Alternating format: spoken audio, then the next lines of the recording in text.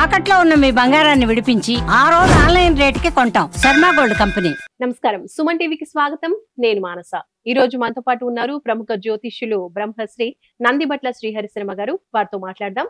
వినాయక చవితి పండగ అసలు ఈ మాసంలో ఏ రోజు చేసుకోవాలి? కొంతమంది మంగళవారం అంటున్నారు, కొంతమంది బుధవారం అంటున్నారు. దాని గురించి క్లారిఫికేషన్ తీసుకుందాం. అలాగే వినాయక చవితి పండగ ఏ విధంగా పూజ చేసుకోవాలి, ఎలాంటి పూజలో ఎలాంటి కంపల్సరీగా పెట్టాల్సినటువంటి వస్తువులు ఏంటి, ఎలాంటి ప్రసాదాలు నైవేద్యంగా పెట్టాలి, ఇలా అన్ని విషయాలు మనం మాట్లాడుకుందాం. గురుగారు నమస్కారం అండి. వాగర్థావివ సంపృక్తౌ వాగర్థ ప్రతిపత్తయే జగతః పితరౌ వందే పార్వతీ పరమేశ్వరౌ. ఆదిత్యాయ చ సోమాయ మంగళాయ బుధాయ చ గురు శుక్ర శనిభ్యశ్చ రాహవే కేతవే నమః.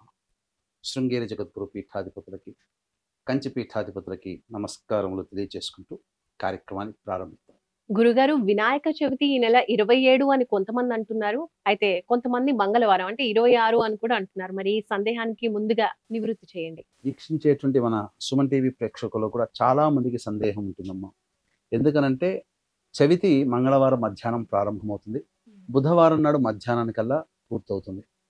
అయితే మనకు ధర్మశాస్త్ర ప్రకారం చూసుకున్న పరాశర స్మృతి, ధర్మసింధు ఇలాంటి ధర్మశాస్త్రాల గ్రంథం ప్రకారం చూసుకున్న సుస్పష్టంగా తెలియజేసినటువంటి విధానం ఏంటంటే, వ్రతాలకైనా తిథులకైనా దేనికైనా కానీ సూర్యోదయానికి ఏ తిథి ఉంటుందో అది ప్రామాణికం. రాత్రిపూట జరుపుకునేటువంటి పండుగలు కొన్ని ఉంటాయి, వాటికి రాత్రి సమయంలో ఆ తిథి ఉండాలి. కాబట్టి ఎల్లరూ కూడా బుధవారమే వినాయక చవితి పండుగ చేసుకోవాలి. చాలా మంది చవితి మంగళవారానికి వస్తుంది, ఎందుకంటే వినాయక చవితి రోజున చంద్రుని చూడకూడదన్నారు. కాబట్టి ఆ చవితి ఉండి రాత్రిపూట ఉండే చవితి మంగళవారం అవుతుంది. కాబట్టి ఇలాంటి కారణం చెప్పి కొంతమందిని తప్పుదోవ పట్టిస్తున్నారు. వాస్తవానికి శాస్త్ర ప్రకారము బుధవారమే మనం చేసుకోవాలి. రైట్. మరి బుధవారం రోజు వినాయక చవితి పండుగ జరుపుకోవాలంటే చాలా మంది ముందు రోజు మంగళవారం రోజున పూజకు కావాల్సినటువంటి సామాగ్రి అన్ని కూడా తెచ్చుకుంటూ ఉంటారు కదా, పత్రులు. మంగళవారం తెచ్చుకోవచ్చు అంటారా నిజానికి? ఇప్పుడు కాబట్టి ఇలాంటి ఆలోచనలు ఎక్కువగా వస్తున్నాయి. ఒకప్పుడు అందరికీ నియమాలు తెలుసమ్మా. కాబట్టి అందులో మంగళవారం అంటే ఏంటి, మంగళప్రదము అని అంటారు. జయవారం ఏదయ్య అంటే మంగళవారం. కాబట్టి అటువంటి ఏమి పట్టించుకోకండి, చక్కగా నిరభ్యంతరంగా తెచ్చుకోవచ్చు. మీకు మరీ అంత పట్టింపు గనక ఉండేటట్టయితే బుధవారం నాడు ఎలాగో ఉదయం పూట అన్ని వీధుల్లో సంబంధించినటువంటి విగ్రహాలు దొరుకుతాయి. మట్టి సంబంధించినటువంటితో చేసినటువంటి వినాయకుడి విగ్రహాలే మనం వాడుకోవాలి, అందులో సందేహం లేదు. ఈ పిఓపి ప్లాస్టర్ ఆఫ్ ప్యారిస్ తో చేసిన విగ్రహాలతో పూజ చేస్తే ఆ రకమైనటువంటి ఫలితము మనం పొందలేము. పైగా వినాయకుడి విగ్రహానికి తీసుకోవాల్సినటువంటి జాగ్రత్తలు, కొనుగోలు చేయడానికి తీసుకోవాల్సిన జాగ్రత్తలు ఏంటంటే, ఏకదంతము ఉండాలి ప్రధానంగా, ఒక దంతము సగం వరకు ఉండాలి. ఇక రెండవ ప్రమాణం ఏం చూడాలి అంటే, వినాయకుని యొక్క తొండము కుడివైపున ఉంటే శుభకరం, శ్రేయస్కరం. ఎడమ వైపున ఉంటే వామాచారము, తాంత్రిక విధానంలో ఎడమ వైపునటువంటి తొండం, ఎడమ వైపునటువంటి విగ్రహాన్ని కొలుస్తారు. కాబట్టి మనం అందరం కూడా దక్షిణాచారము శాస్త్ర ప్రకారం వెళతాం. కాబట్టి కుడివైపు ఉన్నటువంటి తొండాన్ని మనం ఉన్నటువంటి విగ్రహాన్ని తీసుకోవాలి. ముఖ్యంగా విగ్రహానికి యజ్ఞోపవీతం ఉన్నటువంటి విగ్రహాన్ని తీసుకోవాలి. చాలా మటుకు ఇప్పుడు ఫ్యాషన్ గా యజ్ఞోపవీతాన్ని ఉంచట్లేదు. కాబట్టి యజ్ఞోపవీతం ఉండాలి. మరీ ముఖ్యంగా దొరికితే కనుక ఉదరానికి నాగాభరణం అనేటువంటిది ఉండాలి. అంటే నాగుపాము కడుపుకి చుట్టుకుని ఉన్నట్టుగా ఉన్నటువంటి విగ్రహం గనక దొరికితే మట్టితో చేసిన దాంట్లో చాలా శ్రేయస్కరము. క్షణంలోనే పూజ చేసినటువంటి క్షణంలోనే ఆ వినాయకుడు అనుగ్రహిస్తాడని చెప్పి మనకు చెప్పబడి ఉంది. ఇక చాలా మటుకు తొండము కొన్ని ప్రదేశాలలో చూస్తున్నట్లయితే తొండం ఇలా కిందికి వాలి ఉంటుంది, లేదా కొంత పైకి తేలి ఉంటుంది. కిందికి వాలి ఉన్నటువంటిది తపోనిష్ట, పైకి తేలి ఉన్నటువంటి విగ్రహము యోగనిష్ట. యోగనిష్టలో ఉన్న వినాయకుడిని, తపోనిష్టలో ఉన్నటువంటి వినాయకుడిని పూజించకూడదు. ఎందుకంటే తపో యోగనిష్టలకి భంగం కలిగించిన వాళ్ళం. పూజ చేసినందువల్ల వచ్చే మంచి జరగకపోగా ఇలా తొండం కిందికి తొండం పైకి ఉన్నటువంటి విగ్రహాన్ని గనక ఆరాధన చేస్తే మనకు అశుభ ఫలితాలు ఎక్కువగా వస్తాయి. వినాయకుడి యొక్క ఆగ్రహానికి గురవ్వాల్సిన పరిస్థితి వస్తుంది. మరి ఎలాంటి విగ్రహాన్ని పెట్టుకోవాలంటారు? చెప్పాను కదమ్మా, కుడివైపు ఉన్నటువంటి తొండం ఉన్నటువంటి విగ్రహం, ఏకదంతం ఉన్నటువంటిది నాగాభరణం కలిగినటువంటి విగ్రహము, మట్టితో చేసినటువంటి విగ్రహాన్ని మనం కొని తెచ్చుకోవాలి. మిగతా వస్తువులన్నీ కూడాను ఆ రోజున ఉదయం పూట తీసుకొని వచ్చి మనం పూజా విధానంలో వాడుకోవచ్చు. మరి ఏ సమయంలో ఈ సంవత్సరం వినాయక చవితి పూజ జరిపించుకోవాలి? అలాగే పత్రులు మనకి చూస్తూ ఉంటే కొన్ని స్థలాల్లో 21 పత్రులు దొరకచ్చు, దొరకకపోవచ్చు. అలాంటి పక్షంలో పూజలో ప్రత్యేకంగా ఇవి పెడితే సరిపోతాయి అన్నట్టుగా ఏమైనా ఉందంటారా? పూజా విధానంలో చూసుకుంటే మనకు ఇంట్లో గనుక చేసుకుంటే ఉదయం పూట, మంటపాల్లో అయితే సాయంత్రం పూట సాయంత్రం. చేసుకునే ఆచారం ఉంది. కాబట్టి సూర్యోదయానికి చవితి తిథి బుధవారం నాడు ఉంది కాబట్టి ఆ రోజంతా మధ్యాహ్నం చవితి వెళ్ళిపోయినా ఆ రోజంతా చవితి తిథి కిందనే లెక్క పెట్టుకుంటాం కాబట్టి ఏ సమయంలోనే చేసుకోవచ్చు. విశేషమైనటువంటి సమయం కావాలి అనుకునేటువంటి వాళ్ళు 9:30 నుంచి 11:30 మధ్య కాలంలో ఉండేటువంటి సమయం తులా లగ్నంలో ఉంటుంది. తులా లగ్నానికి శుభకరుడైనటువంటి గురువు వీక్షణ ఉంది. పైగా అష్టమ శుద్ధి కూడా ఉన్నటువంటి కారణం చేత ఆ విధంగా ఆ రోజున అనగా బుధవారం రోజున 9:30 నుంచి 11:30 మధ్య కాలంలో చేసుకోవచ్చు. ఎందుకు అనంటే ఆ సమయంలో గురుహోర కూడా ఉంటుంది 10 నుంచి సంబంధించి. కాబట్టి నిరభ్యంతరంగా ఆ సమయంలో చేసుకోవచ్చు. ఇక 21 పత్రులు ఇప్పుడున్నటువంటి నగరాల్లో దొరికే అవకాశం లేదు. కొన్ని చోట్ల ప్రామాణికంగా తీసుకుని వస్తున్నారు. ఉదాహరణకి దేవదారు వృక్షము అనేటువంటిది సంబంధించిన పత్రం పెట్టాలి. దేవదారు కావాలి అని అంటే అడవుల్లోకి వెళ్ళాలి, లేదా హిమాలయాల దగ్గరలో పెరుగుతాయి, అక్కడి నుంచి పట్టుకురాలేం కదా. అలాగే చాలా మటుకు దొరికినన్ని పత్రాలతో పూజ చేసి మిగతా పత్రాలు కూడా దొరకలేదు అని చింతించేటువంటి వ్యవస్థ కాకుండా ఆ యొక్క వినాయకుడికి పరమ ప్రీతికరమైనటువంటి పత్రము గరిక. అయితే ఈ గరికని ఏ విధంగా మనం తీసుకోవాలి అని అంటే అందరూ కూడా గరిక వేళ్ల నుంచి తీసుకుంటారు. అలా కాకూడదు. గరిక కనుక మనకు ఈ యొక్క మారేడు దళం అయితే ఏ విధంగా 3 పత్రాలు ఉంటాయో అలాగే గరిక కూడా 3 విధాలుగా అనగా మధ్యలో ఒకటి ఇటుపక్క అటుపక్క ఉంటుంది. అదే దూర్వము. దూర్వ అంకురము. దూర్వం అంటే గరిక, అంకురం అంటే చివర అని అర్థం. కాబట్టి ఆ 3 కలిసి ఉన్నటువంటి భాగాన్ని కట్ చేసి చక్కగా కడుక్కోవాలి. ఎందుకంటే మనం తినే ఆహారాన్ని మంచిగా చూసి తింటాం, కట్టుకునే బట్ట మంచిగా శుభ్రంగా కట్టుకుంటాం. బజార్లో దొరికినటువంటి గరిక కట్టను పట్టుకొచ్చి పూజలో అప్పుడు విప్పి పూజ చేస్తే మలినంతో చేసినటువంటి ఫలితం పొందుతాం. కాబట్టి శుభ్రం చేసి చక్కగా రాగానే ఆ యొక్క గరిక కట్టనంతా కూడా శుభ్రంగా నీటిలో కడిగి అంకురములు 3 ఉన్నటువంటి దగ్గర ఆ తొడిమ తీసి ఆ విధంగా మీరు ఆ 21 పత్రాలతో పూజ దొరకలేదనే భావంతో కాకుండా ప్రతి ఒక్క పత్రం పేరు చెబుతూ దూర్వం సమర్పయామి అని చెప్పుకుంటే గనక మనస్ఫూర్తిగా ఆ యొక్క పూజ చేసిన షోడశనామాలతో పూజ చేసిన 21 పత్రాల భావంతో కలిసి పూజ చేసిన అష్టోత్తర విధానంతో ఆ గణపతికి అష్టోత్తర పూజ గరికతో చేసిన సంపూర్ణమైనటువంటి శుభ ఫలితాన్ని గణపతి అనుగ్రహిస్తాడు. 21 పత్రాలు లేవే అని బాధపడకుండా గరికతో విశేషంగా ఆ స్వామికి అర్చన చేయవచ్చు. అలాగే వినాయకుడికి ప్రత్యేకంగా నైవేద్యం గురించి కూడా మాట్లాడుతూ ఉంటారు. లడ్డు నైవేద్యంగా పెడుతూ ఉంటారు. ఇంకా ప్రత్యేకించి ఎలాంటి నైవేద్యాలు పెట్టాలి? వినాయకుడికి సంబంధించినటువంటి నైవేద్యాలలో మోదకాలు, ఉండ్రాళ్ళు, తాళికాలు ఇలా చాలా చెప్పబడి ఉన్నాయి. వెరగపండు, అరటిపండు. ఇక్కడ ప్రధానంగా వినాయకుడికి సంబంధించి పెట్టవలసినటువంటి నైవేద్యాలలో దోసపండు అనేటువంటిది చాలా ప్రత్యేకమైనది. ఆ నైవేద్యం దోసపండు గనక పెడితే చాలా శుభ ఫలితాలను ఇస్తుంది అని చెప్పవచ్చు. ఎందుకనంటే మనం ఆ యొక్క వినాయకుడి తండ్రి అయినటువంటి మృత్యుంజయుని యొక్క మంత్రంలో కూడా త్రయంబకం యజామహే సుగంధిం పుష్టివర్ధనం ఉర్వారుకమివ బంధనాన్ మృత్యోర్ముక్షే యమామృతాత్.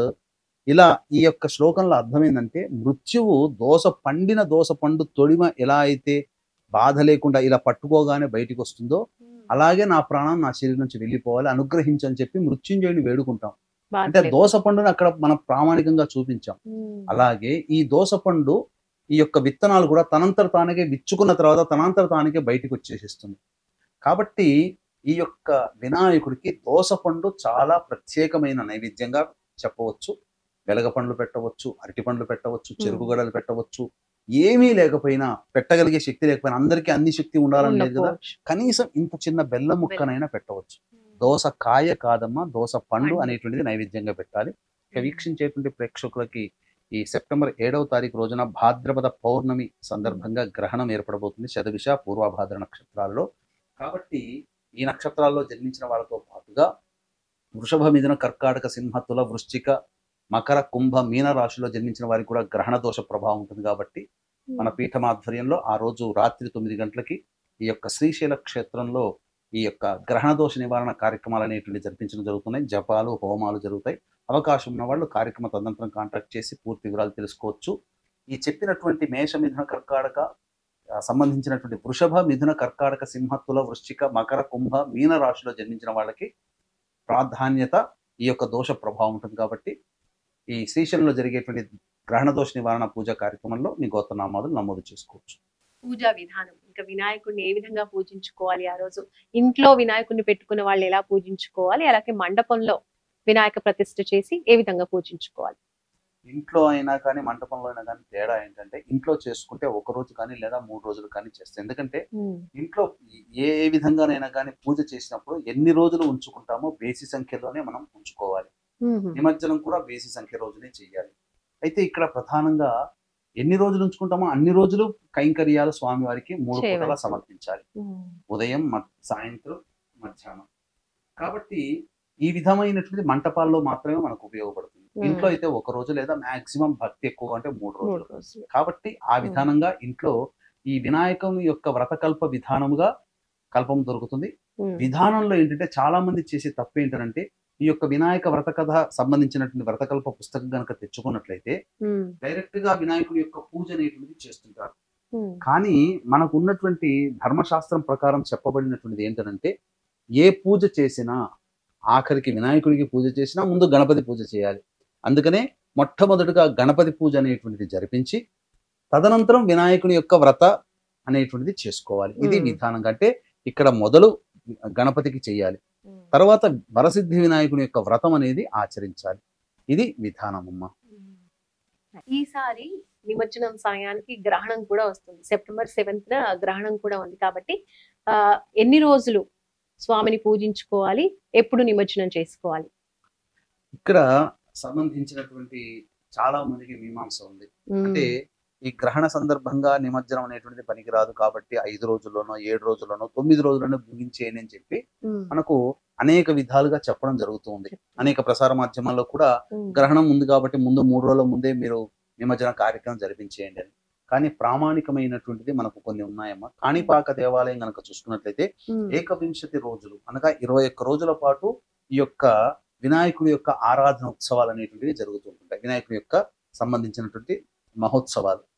కాబట్టి అక్కడ సంబంధించినటువంటి ఆచారంలో చూస్తే ఆ గ్రహణ శూల అనేటువంటి గ్రహణం ఏర్పడడానికి ముందు 9 గంటలు మాత్రమే.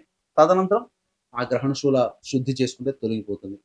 కానీ అనంత పద్మనాభ చతుర్దశి అనేటువంటిది ఎప్పుడైతే కలుగుతుందో ఆ రోజే నిమజ్జనం చేయడం అనేది ఆచారం. కాబట్టి పౌర్ణమి ముందు రోజు అయింది కాబట్టి పౌర్ణమి రోజు వచ్చేటువంటి గ్రహణానికి నిమజ్జనానికి అసలు సంబంధమే లేదు. కాబట్టి నిరభ్యంతరంగా మనం ఎప్పటిలా అయితే ఉన్నామో ఆ విధంగానే మనం కార్యక్రమాలు చేసుకోవచ్చు. గ్రహణం ఉంది కదా అని చెప్పి భయపడి 9 రోజులకు 11 రోజుల ఆచారం ఉంటే 11 రోజులే చేయాలి.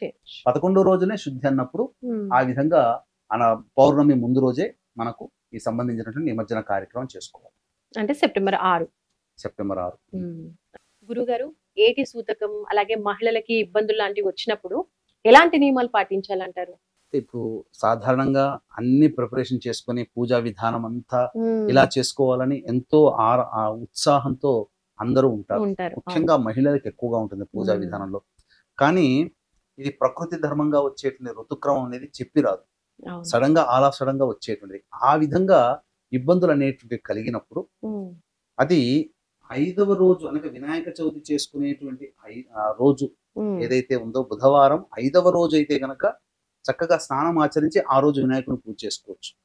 3 రోజులే కదా ఉండేది, 4వ రోజు మేము శుద్ధి అయిపోతామంటే 4వ రోజు ఇంటి పరిసరాలు శుభ్రపరచుకోవడానికి మాత్రమే శాస్త్రం అంగీకరిస్తుంది, కానీ దేవతా పూజలకి అంగీకరించదు. కాబట్టి వినాయక చవితి 4వ రోజు అయినా కానీ పూజ చేసుకోకూడదు. అటువంటి సంబంధించిన దాంట్లో భర్త గాని పిల్లలు గాని చేయవచ్చు, కానీ ఆ పూజ సంబంధించినటువంటి ఏ ప్రక్రియలో కూడా వాళ్ళు ఉండకూడదు.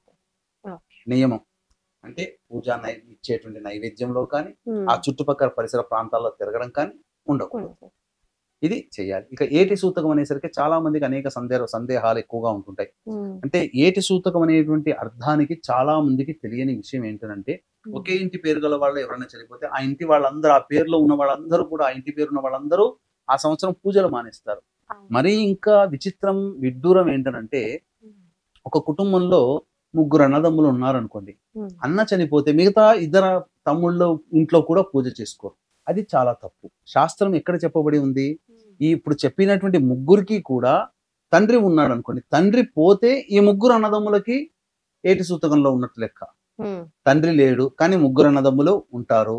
అన్న పోతే అన్న కుటుంబానికి మాత్రమే ఏటి సూతకం తప్ప వీళ్ళకి ఏటి సూతకం ఉండదు. వీళ్ళు కేవలం 11 రోజుల వరకే మైల ఉంటుంది. తర్వాత వీళ్ళింట్లో వీళ్ళు శుభకార్యాలు వీళ్ళు చేసుకోవచ్చు. ఇక్కడ గమనించాల్సినటువంటి అంశము ఇదొక్కటి. కాబట్టి ఏటి సూతకము అనేటువంటిది, అలాగే మహిళలకు వచ్చేటువంటి ఇబ్బందులు, ఇవి సాధారణంగా గమనించుకొని శాస్త్రాన్ని అనుసరించి ముందుకు పోవడం మంచిదమ్మా.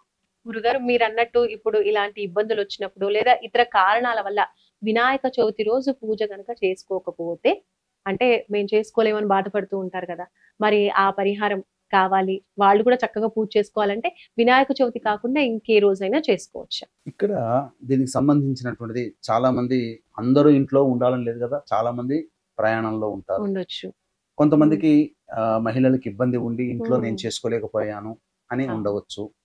అలాగే కొన్ని కుటుంబాలలో ఏంటంటే బంధువులు చనిపోతారు, వాళ్ళకి 11 రోజులు 3 రోజులు వాళ్ళకు ఉన్నటువంటి బంధుత్వాన్ని బట్టి కొంతవరకు మైల ఉంటుంది. ఆ మైలలో ఈ పండుగ ఉండడం వల్ల చేసుకోలేకపోతారు. చాలా మందికి మనస్సు బాధగా ఉంటుంది. అటువంటి వాళ్ళకి మనకు శాస్త్రం ఏం చెప్పబడి ఉందనంటే, ఈ యొక్క వినాయక చవితి ఇలాంటి సందర్భాల్లో చేసుకోలేనటువంటి వాళ్ళు, అనారోగ్యంతో ఉంటారు, కొంతమంది చేసుకోలేరు.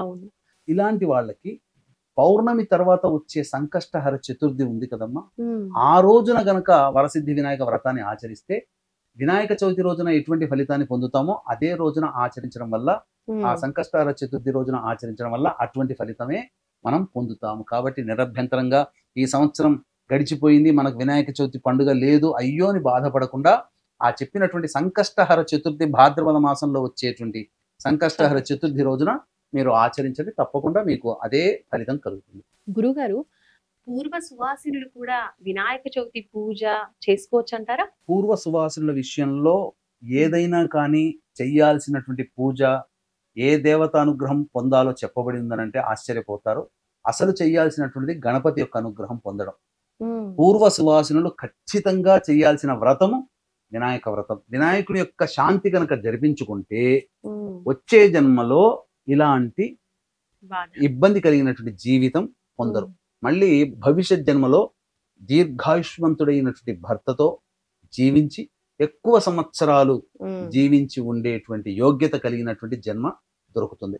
కాబట్టి నిరభ్యంతరంగా ఎవరేమనుకున్నా చేసుకోవాల్సినటువంటి వ్రతం పూర్వ సువాసినులు అంటే ఖచ్చితంగా ఈ పూజ చేసుకోవాల్సిందే, వినాయకృష్ణుని యొక్క అనుగ్రహాన్ని పొందవలసిందే. అమ్మాయిలు కూడా, పెళ్లి కాని అమ్మాయిలు కూడా ఈ విధంగా ఈ పూజ చేసుకోవడం వల్ల దీర్ఘాయుష్మంతుడైనటువంటి భర్త లభిస్తారు. గురుగారు, వినాయక చవితి పూజలో తప్పకుండా ఆచరించాల్సిన విధి విధానం అంటూ ఏమైనా ఉందంటారా? ఉంటే తెలియజేయండి. చాలా మంది బయట దొరికేటువంటి పుస్తకాల్ని పట్టి దాని విధానంగా ఆచరిస్తారు, చేస్తాం. అయితే ఆ పుస్తకంలో చాలా మటుకు కేవలం ఆ సంకల్పం ఉంటుంది, సంకల్పం తర్వాత పూజా విధానం చెప్తారు. కానీ అందులో ఉండాల్సినటువంటి ప్రధానంగా ప్రాణ ప్రతిష్ఠ అనేటువంటిది ఉండదు, తర్వాత ఉద్వాసన అనేటువంటిది కూడా ఉండదు. ప్రాణ ప్రతిష్ఠ అనేటువంటిది చేయకపోతే జరిగే నష్టం ఏంటంటే, గణపతిని ఆవాహన చేసినప్పుడు దైవశక్తి వస్తుంది, విగ్రహంలో మన ఇంట్లో ప్రసరిస్తుంది. కానీ రాగానే అందిపుచ్చుకొని ప్రాణ ప్రతిష్ఠ అంటే మనం పూజ చేస్తున్నంతసేపు ఆ శక్తి ఆ పూజా స్థలంలో ఉండాలి అన్నప్పుడు ప్రాణ ప్రతిష్ఠ మంత్రంతో ఉండాలి. తర్వాత పూజంతా అయిపోయిన తర్వాత హారతులు నైవేద్యం అన్ని ఇచ్చిన తర్వాత మర్చిపోతుంటాం. అంటే దైవశక్తి అలానే ఉండిపోతుంది. నువ్వు దైవశక్తిని అలా ఉంచుకున్నావంటే ప్రతి కాలంలో కూడా ఉపచారాలు చేయాలి. ఉదయము, మధ్యాహ్నము, సాయంత్రము, రాత్రి 4 కాలాల్లో ఉపచారాలు చేసేంత శక్తి ఓపిక ఉంటే అలా చేయొచ్చు. లేకపోతే విసర్జన మంత్రంతో ఆ శక్తిని విసర్జించాలి. ఇవి రెండు ఆ పుస్తకాల్లో మీకు బయట దొరికే వ్రత కథా పుస్తకాల్లో దొరకవు. కాబట్టి ముందుగా ప్రాణ ప్రతిష్ఠా మంత్రం అనేటువంటిది ఏ విధంగా చేయాలో తెలియజేస్తాను. ఇక వీక్షించేటువంటి ప్రేక్షకులకు కూడా సెప్టెంబర్ 7వ తారీఖు రోజున భాద్రపద పౌర్ణమి, శతభిష మరియు పూర్వభాద్ర నక్షత్రంలో గ్రహణం వస్తుంది, రాహుగ్రస్త చంద్రగ్రహణం. ఈ గ్రహణం వల్ల కొన్ని రాష్ట్రాల వారికి కొన్ని ఇబ్బందికర పరిస్థితులు గ్రహణ ప్రభావ తదనంతరం ఉంటుంది. అనగా ముఖ్యంగా వృషభ, మిథున, కర్కాటక, సింహ, తుల, వృశ్చిక, మకర, కుంభ, మీన రాశుల్లో జన్మించినటువంటి వారికి ఉంటుంది. కాబట్టి ఈ యొక్క శ్రీశైల క్షేత్రంలో 7వ తారీఖు రోజున రాత్రి 9 గంటలకి ప్రారంభమవుతుంది. గ్రహణ దోష నివారణ పూజలు, హోమాలు అనేటివి, ముఖ్యంగా కొన్ని మూలమంత్ర దేవతల యొక్క మూలమంత్ర జపాలు, హోమాలు కూడా జరిపించడం జరుగుతుంది. అవకాశం ఉన్న వాళ్ళు కార్యక్రమ తదనంతరం కాంటాక్ట్ చేసి వాటి వివరాలు తెలుసుకోవచ్చు. అతి సామాన్య మానవుడు కూడా పాల్గొనే విధంగా చెప్పబడి ఆ యొక్క సంబంధించినటువంటి పూజా విధానం ఉంటుంది. ముఖ్యంగా వృషభ, మిథున, కర్కాటక, సింహ, తుల, వృశ్చిక, ధనస్సు, కుంభ, మకర, మీన రాశిలో జన్మించినటువంటి వారికి ఈ దోష ప్రభావం ఎక్కువగా ఉంటుందని చెప్పవచ్చు. ఇక ఆ సంబంధించినటువంటి ప్రాణప్రతిష్ఠ మంత్రం ఉన్నప్పుడు గణపతిని ధ్యానంతో ఆ స్వామిని పూజ చేయగానే ధ్యాన శ్లోకంతో తదనంతరం ఆ యొక్క సంబంధించినటువంటి ఈ తమలపాకు తీసుకోవాలి. తొడిమ ఇలా పెట్టుకొని ఆ తొడిమ మీద ఇలా ఈ బొటన వేలు పెట్టి గొడుగు ఆచ్ఛాదన పట్టినట్టుగా ఆ విగ్రహానికి ఆనిచ్చి ఈ మంత్రం చెప్పాలమ్మా. ఓం అసునీతే పునరస్మాసు చక్షుః పునః ప్రాణమిహనో దేహి భోగం జోక్పస్యేమ సూర్యముచ్చరం తమనుమతే మృడయా ఆనః స్వస్తి అమృతం వైహి ప్రాణ అమృతమాపః ప్రాణ నేవయధా స్థానముపహ్వయతే. ఇలాంటి మంత్రంతో ప్రాణప్రతిష్ఠ చేయాలి. ఇక పూజ అంతా అయిపోయిన తర్వాత పూజ నైవేద్యము కైంకర్యాలు అన్ని ఇచ్చిన తర్వాత స్వామిని ఉద్వాసన చెప్పాలి కాబట్టి అక్షితలు తీసుకొని మనస్సులో ఈ విధంగా చెబుతూ ఆ అక్షితలు స్వామి దగ్గర వేయాలి. ఓం యజ్ఞేన యజ్ఞమయజంత దేవాః తాని ధర్మాణి ప్రథమాన్యాసన్ తే హనాకం మహిమానః సజంతే యత్ర పూర్వే సాధ్యాః సంతి దేవాః అనేటువంటి యొక్క మంత్రాన్ని చదివి అక్షితలు వేసి ఓంకారం చెబుతూ ఆ స్వామిని కదిలించాలి. ఈ విధంగా చేస్తే స్వామి యొక్క శక్తిని మనం విసర్జించిన వాళ్ళం అవుతాం. తద్వారా ఆ ఎంతసేపు ఉంటుందో ఆ దైవిక శక్తి మన ఇంట్లో మన సంబంధించినటువంటి పూర్తిగా మనం అనుభవిస్తాం, దైవానుగ్రహాన్ని పొందుతామని చెప్పవచ్చు. అలాగే వినాయక చవితి పూజలో గురుగారు చాలా మంది పుస్తకాలు, పెన్స్ ఇలాంటివన్నీ పెడుతూ ఉంటారు. ఇవన్నీ కూడా చక్కగా పెట్టుకొని పూజించుకోవచ్చు అంటారా? అలాగే విద్యార్థులు కూడా ఎక్కువ చదువు రావాలి, మంచి విజ్ఞానం కలగాలి అని చెప్పేసి వినాయకుడిని ఎక్కువగా పూజిస్తూ ఉంటారు. కాబట్టి పిల్లలకి మంచి చదువు రావాలి, మంచి మేధస్సు రావాలంటే ఈ వినాయక చవితి నవరాత్రులు కూడా ఏ విధంగా చేయొచ్చు తెలియదు. ఎందుకంటేనమ్మా మనకు చంచలత్వానికి కారణం పిల్లల మనస్తత్వం. ఒక చోట కుదురుగా ఉండరు. అటువంటి చంచలమైన మనస్సుని కంట్రోల్ చేయగలిగేటువంటి శక్తి వినాయకుడికి ఉంటుంది. అందుకనే మూలాధారము అనేటువంటిది ఉంది కదా, యోగ ధ్యానంలో పీక్ స్టేజ్ లోకి వెళ్ళిన వాళ్ళకి మూలాధారం గుండా ప్రవేశిస్తుంది. ఇలా అప్పుడు సంపూర్ణమైనటువంటి దైవానుగ్రహం కలుగుతుంది, ఆత్మ సాక్షాత్కారం కలుగుతుంది. ఇదంతా కావాలి అని అంటే ఒక చోట కుదురుగా కూర్చునేటువంటి స్థితి. కాబట్టి విద్యార్థులు చిన్నపిల్లలకి అంత బుద్ధి అంతగా వికసించి ఉండదు. కాబట్టి వాళ్ళు చాలా ఫికిల్ మెంటాలిటీతో ఉంటారు, చదువుకున్నది గుర్తుండదు. ఇలాంటి మేధో సంపత్తి కావాలన్నా, పరీక్షలలో ఉత్తీర్ణత శాతం పెరగాలన్నా ఖచ్చితంగా వినాయకుడి యొక్క అనుగ్రహం కలగడం తప్పనిసరి. అందుకనే వాళ్ళు చదువుకునేటువంటి పుస్తకాలు అన్నీ కూడా ఆ వినాయకుని పూజలో పెడతారు. అందుకనే మీకు చూసినట్లయితే కాణిపాకం వినాయక స్వామికి సంబంధించిన దాంట్లో కూడా పెన్నులతో అభిషేకం చేసి వచ్చినటువంటి వాళ్ళకి పెన్నులన్నీ కూడా అందిస్తూ ఉంటుంటారు. ఈ ఆచారం అనాదిగా వస్తుందమ్మా. ఆ విధంగా చేస్తే మంచిదమ్మా. మరి ఈ నవరాత్రులు కూడా పిల్లలు చక్కగా పఠించుకునేటువంటి వినాయక స్తోత్రాల గురించి తెలియజేయండి. కేవలం పిల్లలనే కాకుండా అందరూ కూడా వినాయక చవితి రోజున ఇప్పుడు చెప్పబోయేటువంటి యొక్క మంత్రాన్ని ఎవరైతే 1000కి తక్కువ కాకుండా 10,000కైనా కానీ మించైనా కానీ ఆ రోజు కనుక పఠిస్తే వినాయకుడి యొక్క అనుగ్రహం సత్ఫలితము అతి శీఘ్రంగా కలుగుతుందని చెప్పవచ్చు. ఆ మంత్రము ఓం తత్పురుషాయ విద్మహే వక్రతుండాయ ధీమహి తన్నో దంతిః ప్రచోదయాత్. ఇలా ఈ మంత్రాన్ని 1000కి తక్కువ కాకుండా ఆ వినాయక చవితి పండుగ రోజున జపం చేస్తే చాలా శుభ ఫలితాలు కలుగుతాయమ్మా. వినాయక చవితి రోజు ఆచరించాల్సిన విధి విధానాలు, ఏ విధంగా పూజించుకోవాలి, అలాగే మాకున్నటువంటి ఎన్నో సందేహాలని చక్కగా నివృత్తి చేశారు గురుగారు. ధన్యవాదాలు, నమస్కారం. సర్వం శ్రీ ఉమామహేశ్వర పరబ్రహ్మార్పణమస్తు. చూసారు కదండి, ఇది వినాయక చవితికి సంబంధించిన ప్రత్యేకమైన కార్యక్రమం. చూస్తూనే ఉండండి సుమన్ టీవీ. నమస్కారం.